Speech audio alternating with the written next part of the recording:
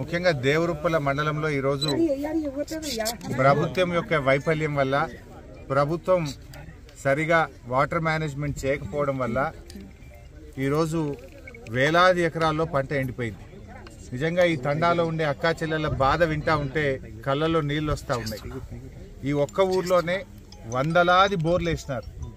ఒక్కొక్క రైతు 6 బోర్లు 4 బోర్లు 2 బోర్లు వేసి ఆశ కోసం నీళ్ళు వస్తాయేమో అని ప్రయత్నం చేసి మేము అప్పుల పాలైనామని చెప్పి వాళ్ళ యొక్క బాధలు చూస్తూ ఉంటే ఈ ప్రభుత్వం పూర్తిగా రైతుల్ని ఆదుకోవడంలో ఈరోజు విఫలమైందనేటువంటిది అర్థమవుతూ ఉంది.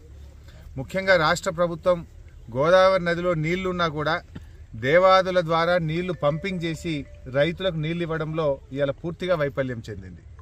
ఇవాళ వాళ్ళు 6 గ్యారంటీల్లో రైతుల కోసం చెప్పిన ఏ ఒక్క హామీ కూడా కాంగ్రెస్ పార్టీ అమలు చేయలేదు.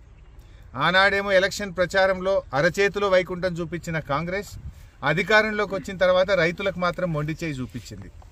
డిసెంబర్ 9వ తారీఖునే 2 లక్షల రూపాయల రుణమాఫీ చేస్తామన్నారు. ఇవాళకి 100 రోజులు దాటింది.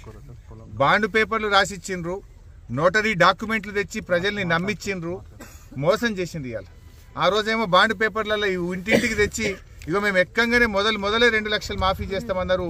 ఇవాళ 100 రోజులు దాటినా ఒక్క రూపాయి రుణమాఫీ చేసిన పరిస్థితి లేదు, ఒక అడుగు ముందుకు పడ్డ పరిస్థితి లేదు.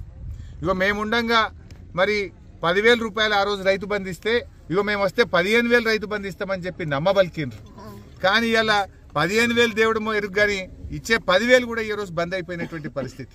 ఇగో ఈ లక్ష్మిని అడిగినా, సత్యమ్మని అడిగినా, నరసింహాని అడిగినా, ఈడ ఎవరిని అడిగినా మాకు రైతు బంధు రాలేదు అని చెప్పి ఇలా వాళ్ళు చెప్తా ఉన్నారు. అంటే ప్రభుత్వం కనీసం ఇచ్చే 10,000 రూపాయలు కూడా రైతు బంధు ఇవ్వలేదు. ఒకవైపు రైతు బంధు రాలేదు, ఇంకొక వైపు నీళ్లు వస్తలేవు, కొత్తగా బోర్లు వేసి ఇలా రైతులందరూ అప్పుల పాలైనటువంటి పరిస్థితి ఉంది. అంటే ఇలా కాంగ్రెస్ పార్టీ 2 లక్షల రుణమాఫీ చేస్తామని మోసం చేసింది, 15,000 రైతు బంధు ఇస్తామని మోసం చేసిండ్రు, వడ్లకు 500 రూపాయల బోనస్ ఇస్తామని మోసం చేసిండ్రు, వ్యవసాయ కూలీలకు 12,000 ఇస్తామని మోసం చేసిండ్రు, 15,000 రైతు బంధు అని మోసం చేసిండ్రు. కౌలు రైతులకు కూడా మేము రైతు బంధు ఇస్తామన్నారు, వాళ్ళను కూడా మోసం చేసిండ్రు. అంటే కాంగ్రెస్ పార్టీ 100 రోజుల్లో అమలు చేస్తామన్న 6 గ్యారంటీల్లో పెట్టిన ఏ ఒక్క హామీ కూడా రైతుల విషయంలో అమలు చేయకుండా ఈ హస్తం పార్టీ రైతులకు మొండి చేయి చూపించిందనేది మాత్రం ఇవాళ స్పష్టమైతా ఉంది.